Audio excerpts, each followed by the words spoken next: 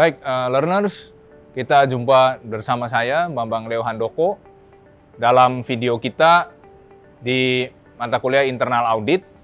Untuk video kali ini kita akan membahas tentang what is internal audit.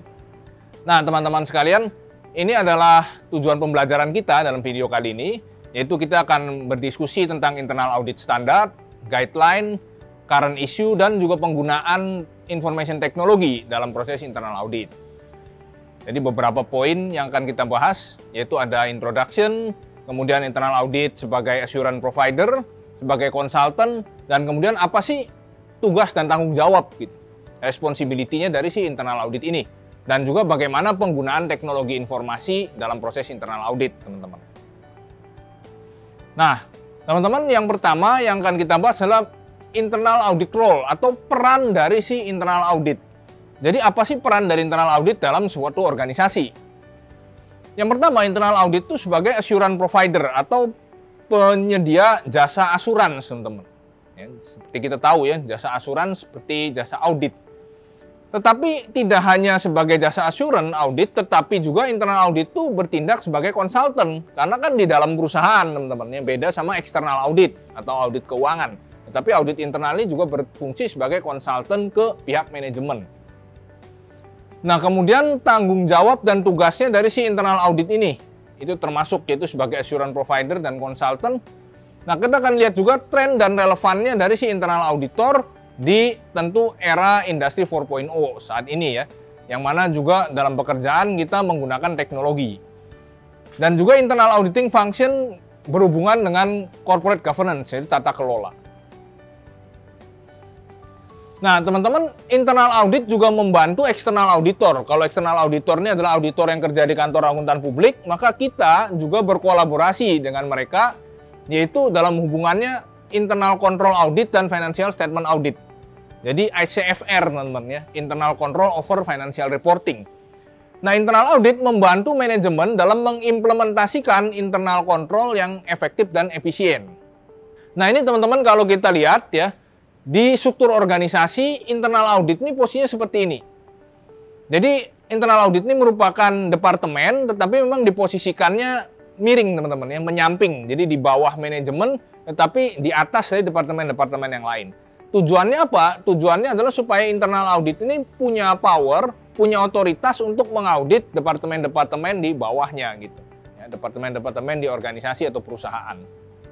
Nah, kalau sebagai konsultan memang berbeda dengan audit ya.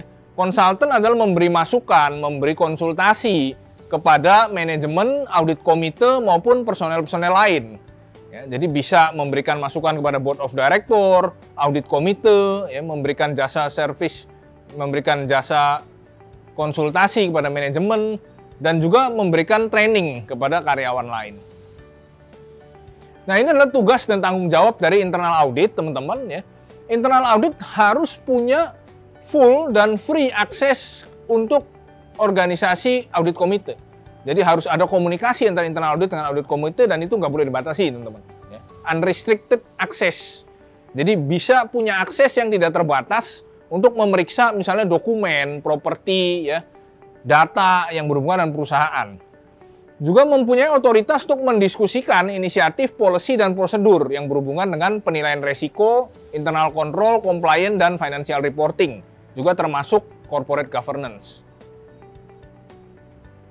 Nah, teman-teman, kita mau lihat apa sih perbedaan internal audit sebelum dan sesudah reformasi corporate governance. Kalau sebelum, maka internal audit itu lebih kepada fungsi yang sukarela. Ibaratnya ada boleh, nggak ada, nggak apa-apa. Ya, tapi setelah reformasi corporate governance, internal audit ini merupakan suatu hal yang mandatori. Dalam artian harus ada, teman-teman. Ya.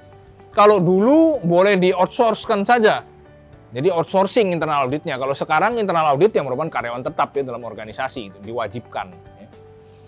Memberikan jasa audit ke manajemen, kalau sekarang tidak hanya memberikan jasa audit ke manajemen, tapi tadi ya, ada juga jasa konsultasi dan sebagainya, dan juga ke audit komite.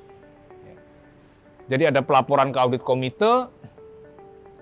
Kalau dulu tidak terlalu banyak komunikasi atau cooperation antara internal audit dengan external auditor, Kalau sekarang justru sebaliknya teman-teman, ada komunikasi dan kooperasi yang baik antara internal audit dengan eksternal auditor. Kalau dulu itu internal audit dilambangkan sebagai eyes and ear of management, jadi kayak telinga dan matanya manajemen gitu ya. Jadi kayak ngawasin organisasi. Tapi kalau sekarang mata dan telinga betul sama, tetapi untuk audit komite. Jadi lebih ke dari internal audit ke audit komite gitu teman-teman. Karena audit komite ini kan yang independen. Ya. Nah, kalau kita bicara tentang standar, ya, kode of ethic. Kalau setiap profesi kan pasti ada kode etiknya dong teman-teman ya. Sama juga internal auditnya ada kode etiknya. Nah, kode etiknya berdasarkan standar dari IIA, Internal Auditing Standard, itu ada 4, yaitu integritas, objektivitas, confidentiality, dan kompetensi. Kalau integritas kan kita bicara tentang kejujuran ya teman-teman. Jadi dalam bekerja internal audit tentu kejujuran. Objektivitas berarti objektif, tidak bersifat subjektif. Kalau subjektif kan berarti seenaknya kita aja ya. Ada kasus kecurangan karena teman kita yang melakukan, jadi kita nggak bongkar gitu. Itu subjektif, maka harus objektif. Confidentiality berarti bisa menjaga rahasia teman-teman ya. Mana rahasia perusahaan tentu nggak kita blow up keluar ya. Itu merupakan suatu hal yang konfidensial. Dan juga kompetensi, internal audit tentu adalah orang yang punya kompetensi di bidang audit ya. Jadi kebutuhan eksternal audit dan internal audit ini memang butuh adanya independent verification untuk mengurangi dan meminimalisir kasus-kasus seperti misalnya penyalahgunaan aset dan kecurangan yang terjadi dalam bisnis maupun organisasi yang non-bisnis. Kalau asal mulanya audit itu sebenarnya sudah lama sekali teman-teman ya. Internal audit pada dasarnya sudah ada lama, yaitu mulai adanya fungsi pemeriksaan ya.